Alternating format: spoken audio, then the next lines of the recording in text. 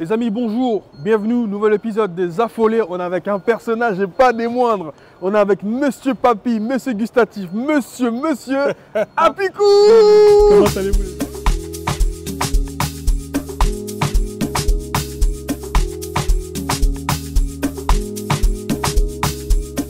Merci beaucoup de répondre à l'invitation. Merci de l'invitation. Par contre, tu sais que là, j'ai le trac.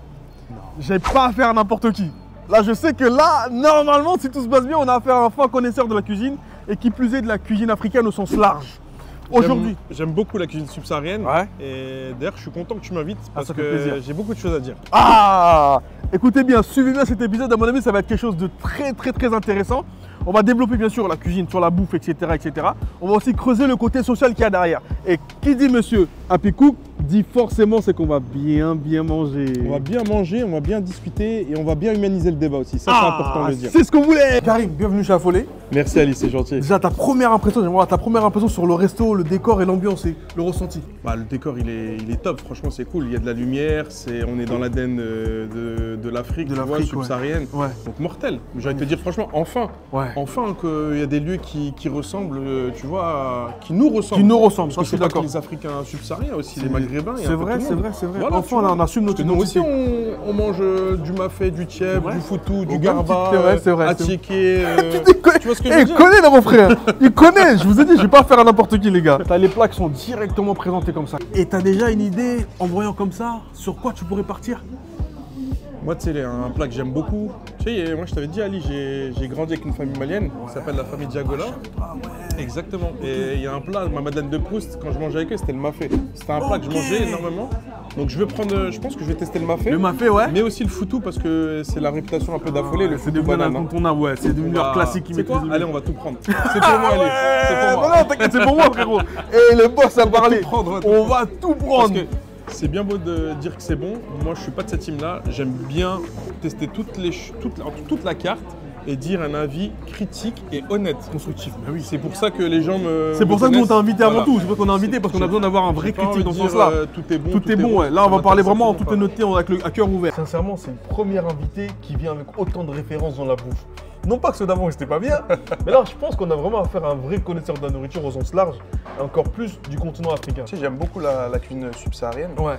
J'ai grandi avec une famille malienne. Il y a peu de gens qui le savent, mais voilà, j'ai grandi avec une famille qui s'appelle la famille Diagola. Donc s'ils me voient, la famille Diagola, je vous fais un grand salam. Et ils sont d'origine malienne, c'est des Bambara. Ok. Et j'ai grandi, donc tu vois, je connais bien la cuisine africaine. T'es un Bambara? T'es un Bambara? Je suis un Bambara. T'es un Bambara? Apicou le Bambara. Elle a dit Apicou le Bambara. Il est trop fort. Foutou pour toi aujourd'hui, tu commences par ça. Moi, c'est. Alors, foutou, parce que les gens, c'est le plat qui est qui buzz en ce moment et que les gens adorent le foutou. C'est bon le foutou parce que tu vois, c'est des choses qu'on connaît très peu, qu'on voit très peu, tu vois. Tu vois, le foutou mélangé avec le foufou, c'est ça en fait là-bas. C'est de la banane plantain mélangée avec de la farine foufou, tu vois, avec la petite sauce graine. Et ça se mange à la main, mon frère. Enfin, moi, si vous voulez, je fais pas ça pour la caméra, je m'en fiche. Mais vraiment, quand vous mangez ce genre de plat, mettez pas de couvert. C'est la main, c'est ce qui donne vraiment, j'appelle ça une forme de baraka dans le plat quand tu manges. Exactement. Et le ressenti quand tu vas manger ce genre de plat n'est absolument pas la même chose que quand tu manges avec des couverts. Donc un plat comme ça se mange avec la main. Faut y aller franco. Oh là là. Et les gars, on a affaire à quelqu'un, je vous l'avais dit. Hein. Oh là là. Du coup, je dois t'avouer, Karim, là, tu mets la pression parce que on invite Apicou en tant qu'Apicou. D'ailleurs, ceux qui n'ont pas encore acheté le livre, le lien est dans la description sur Amazon, avec toutes les recettes qu'il fait, notamment asiatiques, etc. Là, on découvre l'Apicou africain, subsaharien, commence à taper dans le foutou à la main comme ça, là. On y va franco, hein, tu sais, le foutou comme ça. Tu vois, 3 doigts toujours pour bien prendre sûr. la viande. Bismillah. Tu vas directement, tu prends bien la viande avec le foutou et là tu vas et tu dis bismillah. Incroyable. Oh là là là. Normalement, on ne mange pas la bouche pleine, Ouais. mais il faut le dire quand c'est bon, c'est exceptionnel. Je suis content que ce genre de plat ait un peu buzzé sur les réseaux parce que ça a permis de mettre en avant aussi la cuisine subsaharienne.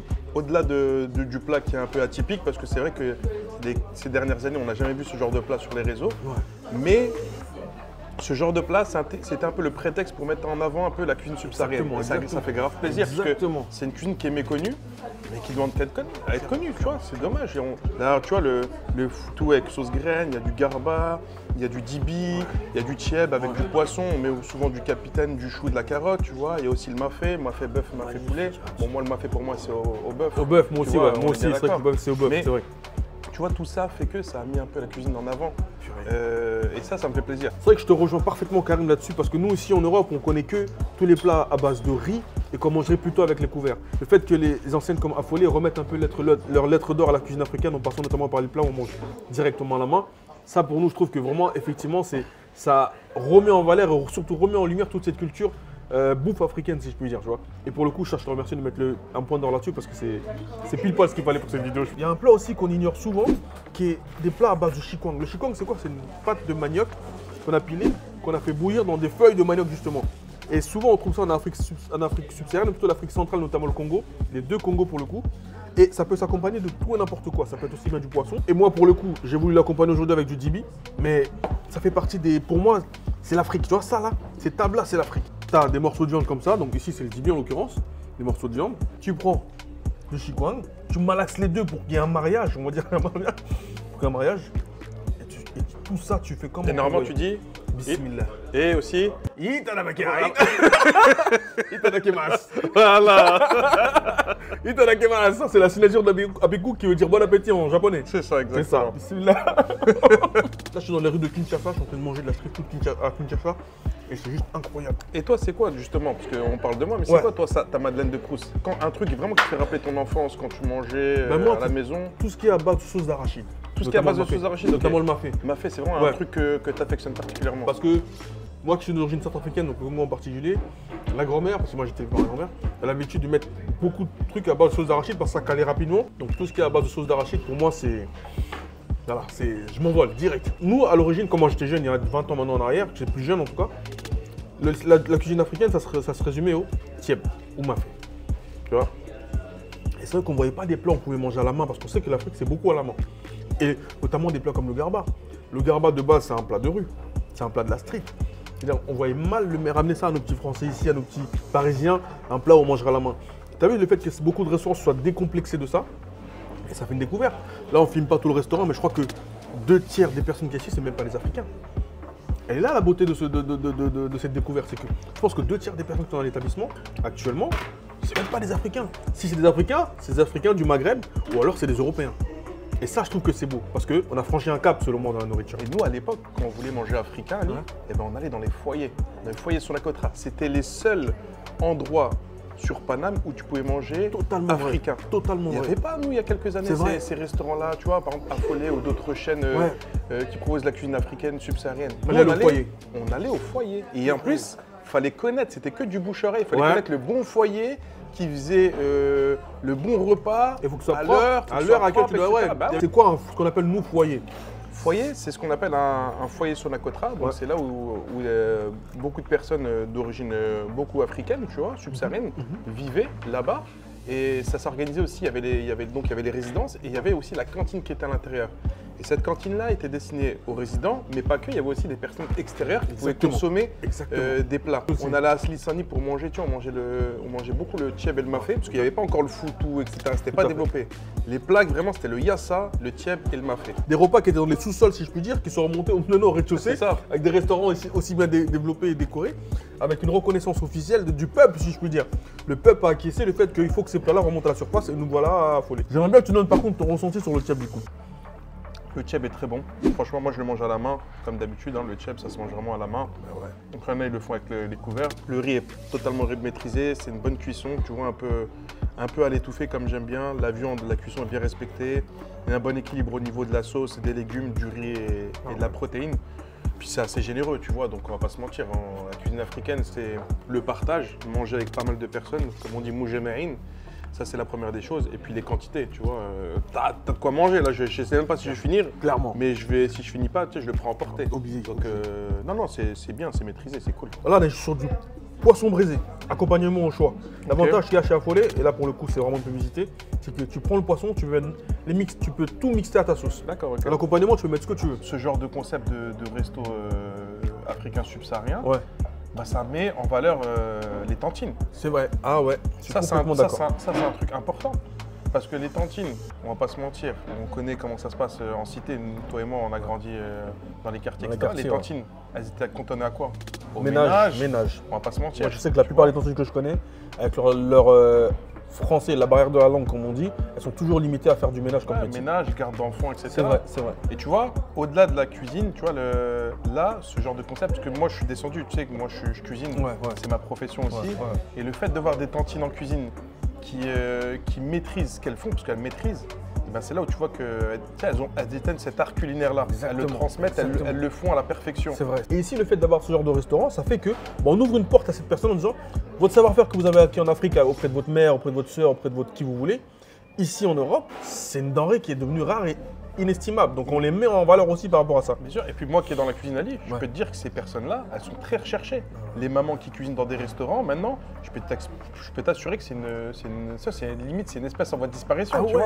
Bah, bien sûr, parce que tu as des mamans qui maîtrisent des plats, qui savent faire des plats en quantité. En Parce grosse que quantité. faire à manger, c'est une chose à la maison, mais faire à manger en quantité dans un Ouais, restaurant c'est pas et pareil. que ça soit régulier du lundi au dimanche, c'est un autre travail. C'est vrai. La cuisine, reste quand même, comment dirais-je, un savoir-faire qui a toujours eu de la valeur depuis la nuit des temps.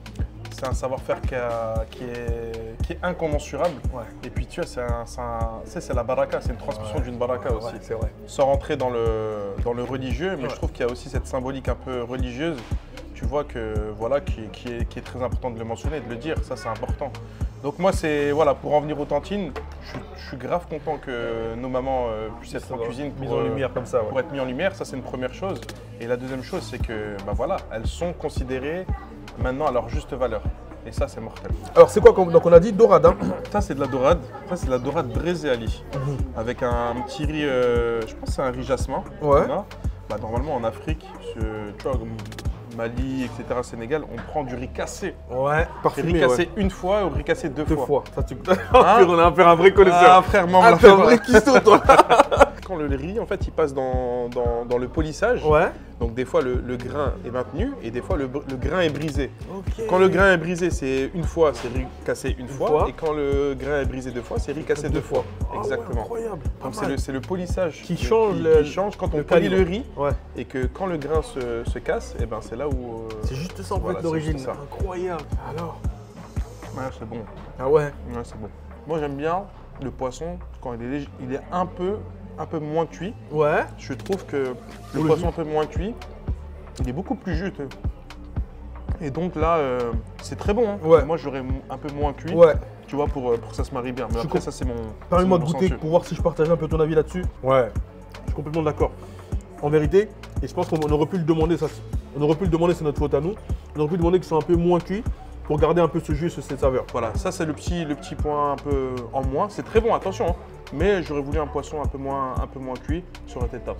Sinon, l'ensemble de tout ce qu'on a mangé, le foutou sauce graine, avec le tieb, etc., c'est exceptionnel, tu vois. Et puis la petite salade qui se marie là, ça, c'est une petite.